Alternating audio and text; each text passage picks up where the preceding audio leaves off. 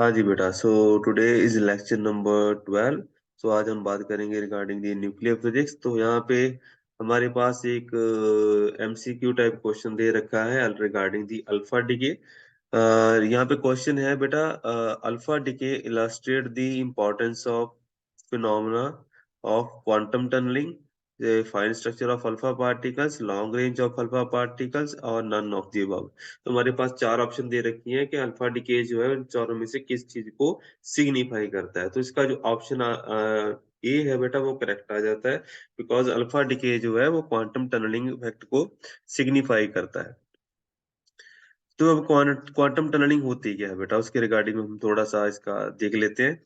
क्या ऑप्शन हो सकती है, क्या हम इसको डिस्कस कर सकते हैं, इसके रिलेटेड कौन कौन से एमसीक्यू या न्यूमेरिकल वगैरह आपको देखने के लिए मिल जाएंगे। मोस्टली यहाँ पे एमसीक्यू टाइप क्वेश्चन आएंगे, कंसेप्चुअल क्वेश्चन ज्यादा देखने के लिए मिलेंगे। तो अल्फा डिके क्या होता है बेटा? Alpha decay is radio active decay of A nucleus. तो जहाँ पे कोई न्यूक्लियस अल्फा डिके के थ्रू स्टेबिलिटी गेन करने की कोशिश करता है, ठीक है जी। तो अगर कोई अनस्टेबल न्यूक्लियस है तो वह अल्फा डिके के साथ अपने आप को स्टेबल करेगा यहाँ पे। तो यहाँ पे हीलियम न्यूक्लियस जो है उसको हम अल्फा पार्टिकल बोलते हैं, ठीक है जी। हीलियम न्यूक्लियस में क्या होता है बेटा, दो प्रोटॉन और दो न्यूट्रॉन होते हैं, जिसकी वजह से उसको हम अल्फा अल्फा पार्टिकल बोलते हैं, या अल्फा न्यूक्लियस बन जाता है, बिकॉज हीलियम एटम में दो प्रोटॉन और दो न्यूट्रॉन होते हैं बेटा, ठीक है जी। तो जो डॉटर न्यूक्लियस बनेगा after the emission of alpha particle, उसमें दो atomic number will decrease by two units and mass number will decrease by 4 units. तो ये आपकी जो न्यूक्लियर रिएक्शन है वो बैलेंस आउट हो जाती है यहाँ पे। इसको न्यूक्लियर रिएक्शन को बैलेंस करना भी आपको आना चाहिए, वो भी कई बार हो सकता है एग्जाम में आ जाए, लेकिन ये एलिमेंट्री चीजें होती हैं, कोई पता नहीं होता। तो यहाँ पे हम बात कर रहे हैं अल्फा डिके की। अल्फा डिके को कैसे ट्रीट किया जाता है या इसका सिग्निफिकेंस क्या है। तो gamos theory of alpha decay जो है वो काफी ज्यादा प्रचलित हुई थी, और उसने जो गैमोस की थ्योरी है बेटा अल्फा पार्टिकल के डिके को, उसने एक्सप्लेन किया था। क्या प्रॉब्लम थी कि इतनी फेमस हुई है थ्योरी? सो हमें पता है बेटा कि कोई भी पार्टिकल सपोज करिए, अगर उसे अल्फा पार्टिकल यहाँ पे हमारे पास है, on the screen left hand side पे फिगर दे रखी है। अगर इस ये हमारे पास जो न्यूक्लियस का अंदर अल्फा पार्टिकल है, तो अगर उसने सपोज करिए न्यूक्लियस से बाहर निकलना है, तो वो कैसे निकलेगा? It will break down the barrier, it will surpass the barrier. या तो ये ऊपर से निकल के बाहर जाएगा, बैरियर क्रॉस करके जाएगा, या फिर it will go go outside by breaking down the barrier. तो दो ऑप्शन है हमारे पास। बाहर जाना इतना आसान नहीं है डायरेक्टली। मैं पहले बता दूं कि हमारे पास जो कूलम बैरियर है वो 25 MeV के आसपास होता है, और हमारे पास जो अल्फा पार्टिकल न्यूक्लियस के बाहर दिखाई देते हैं वो 4 से लेके 9 MeV के आसपास होते हैं, ठीक है जी। तो हमारे पास जो अल्फा पार्टिकल की एनर्जी है that is very small as compare to Coulomb barrier.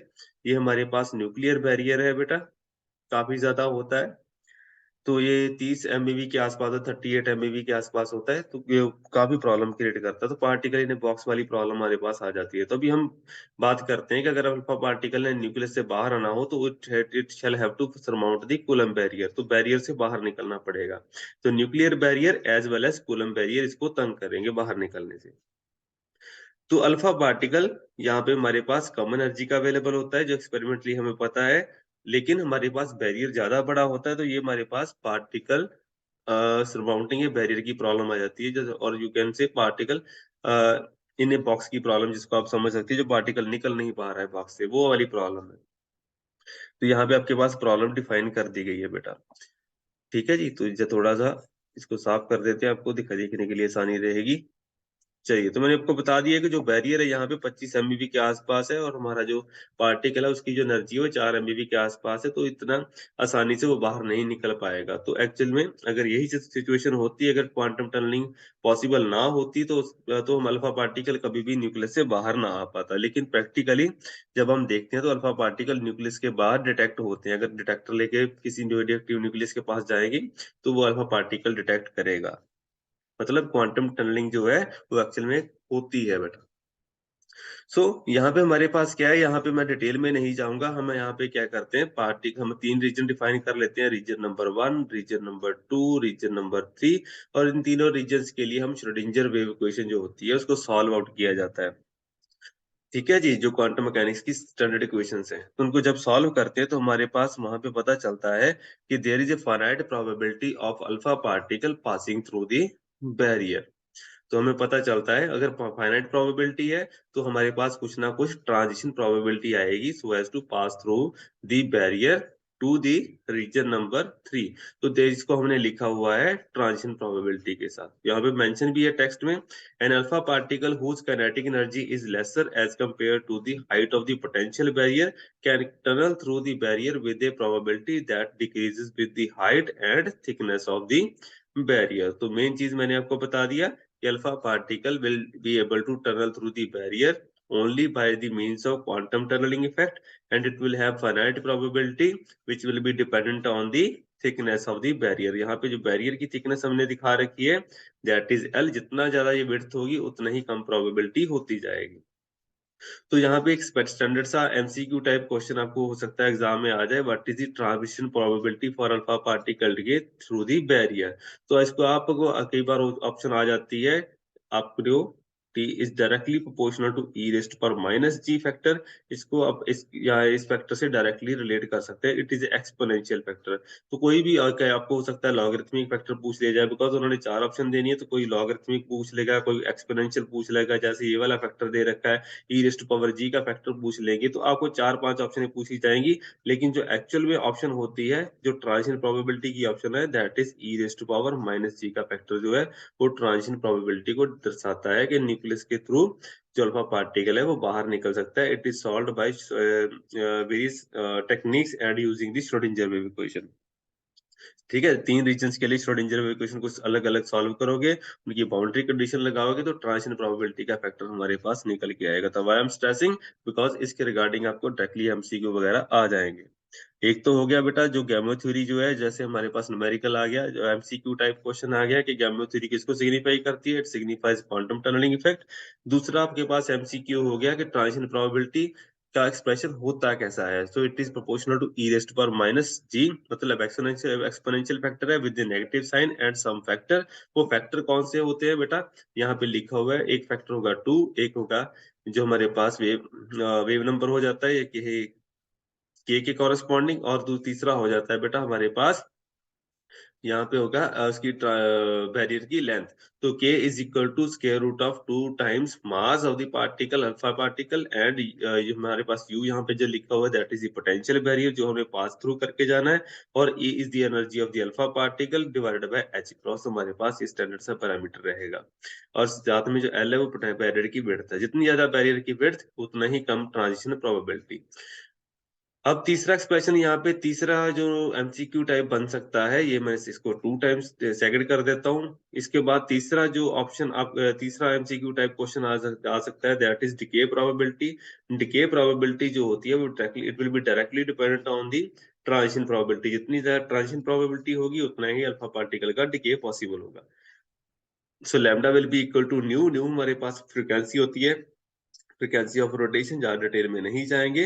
So nu divided by 2 times R naught. R naught का एक्सप्रेशन यहाँ पे दे रखा हुआ है आपके पास, क्या होगा, that will be the barrier.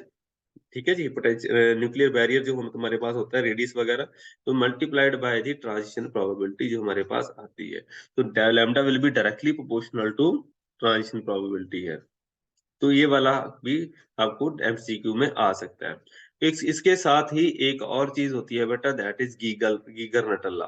तो गीगर नटल लॉ जो होता है बेटा, यहाँ पे बताता है कि अगर डिफरेंट डिफरेंट रेडियोएक्टिव सीरीज को उनकी जो डिके कांस्टेंट्स हैं उनके रेंजेस के साथ अल्फा पार्टिकल की डिके जो हो रही है, सॉरी मैं बात बता देता हूँ पहले ही, कि अगर आपके पास जैसे मान लीजिए आपके पास रेडियोएक्टिव सीरीज आपको पता ही होगा, अगर नहीं पढ़ा तो इसके बारे में मैं भी लेक्चर बनाऊंगा। जैसे रेडियोएक्टिव पार्टिकल्स डिके करते हैं, रेडियोएक्टिव न्यूक्लियाई होते हैं, तो एक चेन बनती है, कभी भी रेडियोएक्टिविटी खत्म नहीं होती जल्दी जब तक वो स्टेबिलिटी अटेन नहीं होती। जब लाइक स्टेबिलिटी कब आएगी, जब लैडर क्लोज हो जाएगा। तो कोई भी अनस्टेबल न्यूक्लियस वो अपनी स्टेबिलिटी को बढ़ाने के लिए क्या करेगा, या तो बीटा पार्टिकल एमिट करेगा या अल्फा पार्टिकल एमिट करेगा। तो इसकी एक प्रॉपर सी सीरीज बन जाती है, जब एंड में आपके पास कब तक चलता रहेगा ये सब, beta particle emission, alpha particle emission, जब तक लेड नहीं आ जाता। तो कोई सीरीज लेड 208 पे खत्म होती है, कोई 207 के साथ खत्म होती है, कोई 206 के साथ खत्म हो जाएगी, तो एंड में लेड ही बचेगा। तो जो भी रेडियोएक्टिव पार्टिकल्स है, रेडियोएक्टिव न्यूक्लियाई है, वो धीरे धीरे अपनी स्टेबिलिटी को गेन करते हैं। इसको हम रेडियोएक्टिव सीरीज बोल देते हैं। तो इसके जितने भी एलिमेंट्स होते हैं वो इसके एक ही स्टैंडर्ड लाइन पे लाई करेंगे, अगर उनके डिके कांस्टेंट वर्सेस रेंज को आप प्लॉट करोगे। तो ये चीज जो है उन्होंने डिस्कवर की थी गीगर नटल ने। तो अगर इसका गैमो थ्योरी से इसको ड्राइव किया जाए तो हमारे पास एक एक्सप्रेशन आता है कि log of lambda is equal to log of R plus some constant. तो हमारे पास दो तरह के कांस्टेंट बचते हैं, A and B, which are constants for specific series. हमारे पास चार तरह की सीरीज होती है, एक्टिनियम हो सकती है, एक्टिनाइड सीरीज हो सकती है, रेडियम सीरीज हो सकती है, यूरेनियम सीरीज हो सकती है। तो ऐसी आपके पास रेडियोएक्टिव तीन चार सीरीज हो सकती है। नेपच्यूनियम सीरीज होती है बेटा हमारे पास। तो चार सीरीज अलग अलग होती है, उनके लिए चार अलग अलग तरह के कांस्टेंट हमारे पास ए बी के कॉरस्पॉन्डिंग वैल्यूज आती है। लेकिन चारों सीरीज को जब आप ऑन दी ग्राफ प्लॉट करते हो, log of lambda versus log of R, तो आपके पास क्या आता है बेटा, एक स्ट्रेट लाइन निकल के आती है। तो ये वाला जो फॉर्मुलेशन है, that is Geiger Nuttall law. ठीक है जी। ये सीरीज क्या बताती है आपको, एक चीज मैं और बताता हूँ। इसका दूसरा एक्सप्रेशन ये भी होता है, अगर एनर्जी की फॉर्म में आपने लिखना हो तो एनर्जी की फॉर्मुलेशन में भी आ जाता है। ये एक्सप्रेशन ये चीजें बताता है कि जो आपके पास अगर कोई न्यूक्लियस जो है दैट इज शॉर्ट लिव्ड, उसमें से अल्फा पार्टिकल की एनर्जी ज्यादा होगी। अगर कोई न्यूक्लियस लॉन्ग लिव्ड है तो उसमें से जो अल्फा पार्टिकल निकलेगा उसकी एनर्जी कम रहेगी। ठीक है जी। तो ये स्टैंडर्ड सा प्रोसीजर है, इसमें आपको ज्यादा डिटेल में जाने की जरूरत नहीं है। सो मैं दोबारा रिपीट कर देता हूँ। तो लैम्डा का रिलेशन जो एनर्जी के साथ भी है और लैम्डा का रिलेशन रेंज के साथ भी है। ठीक है जी। तो जो न्यूक्लियस अनस्टेबल होगा वो ज्यादा एनर्जी का अल्फा पार्टिकल एमिट करेगा, और जो न्यूक्लियस आपके पास स्टेबल होगा वहां से कम एनर्जी के अल्फा पार्टिकल निकलेंगे। इस चीज को भी सिग्निफाई करता है। तो Geiger Nuttall law states that it relates the decay constant of a radioactive isotope with the energy of the alpha particle emitted। तो रेंज और एज वेल एज एनर्जी के साथ इसका रिलेशन बताता है। Roughly speaking, it states that short-lived isotopes, जो मतलब जो अनस्टेबल न्यूक्लियाई होंगे, emit more energetic alpha particles rather than long-lived ones। तो जो शॉर्ट लिव्ड होगा, अनस्टेबल होगा, वो ज्यादा एनर्जी का पार्टिकल एमिट करेगा। तो यहाँ से ये वाला पॉइंट हमारा क्लोज हो जाता है कि अगर अल्फा डिके हो रहा है उसके रिगार्डिंग कैसे कैसे न्यूमेरिकल आएंगे, या तो गैमो थ्योरी के रिगार्डिंग न्यूमेरिकल आएगा, एमसीक्यू आएगा, या फिर गीगर नटल लॉ के कॉरस्पॉन्डिंग एमसीक्यू वगैरह आपको देखने के लिए मिल जाएंगे। तो रेडियो एक्टिव सीरीज जो है वो टॉपिक हम नेक्स्ट टाइम स्टडी करेंगे कि कौन कौन सी हमारे पास रेडियो एक्टिव सीरीज हो सकती हैं और उसको कैसे हम हैंडल करते हैं। So till then, thank you very much, see you next time.